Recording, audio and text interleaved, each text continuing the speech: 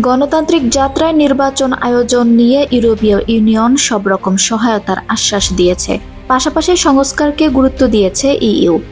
একই সঙ্গে নির্বাচন কমিশনও ভোট অবাধ, সুষ্ঠু ও নিরপেক্ষ করতে ইইউ প্রতিনিধি দলকে আশ্বস্ত করেছে। মঙ্গলবার রাজধানীর আগারগাঁওয়ে নির্বাচন ভবনে কমিশনের সঙ্গে বৈঠক করে ইইউ প্রতিনিধি দল। বৈঠক শেষে সাংবাদিকদের সঙ্গে প্রধান নির্বাচন কমিশনার এএমএম নাসির উদ্দিন ও ইইউ এর রাষ্ট্রদূত মাইকেল মিলার কথা বলেছেন। সিইসি বলেন, গণতান্ত্রিক যাত্রায় নির্বাচন আয়োজন নিয়ে সব রকম সহায়তার আশ্বাস দিয়েছে ইউরোপীয় ইউনিয়ন। আগামী নির্বাচন সুষ্ঠু করার সব রকম প্রস্তুতি নেওয়া হবে। ইসির স্বাধীনতা খর্ব হয় এমন কিছুতে আপত্তি জানানো হয়েছে আমাদের পক্ষ থেকে। নির্বাচন কমিশনের স্বাধীনতা অক্ষুণ্ণ রাখতেও একমত ইইউ। সংস্কারকে গুরুত্ব দিয়েছে ইইউ। ইইউ মনে করে সংস্কারের সময়টা কম হয়েছে।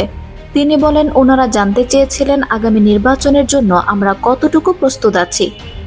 আমাদের ভোটার তালিকা প্রস্তুতি সহ সামগ্রিক বিষয়গুলো শেষ করতে টাইমলাইন কিরকম হবে। ওনারা বাংলাদেশের একই অগ্রযাত্রায় সব ধরনের সাহায্য করতে প্রস্তুত। গণতান্ত্রিক প্রক্রিয়াটা সম্পূর্ণ হলে সব ধরনের সহায়তা করতে প্রস্তুত আছেন তারা।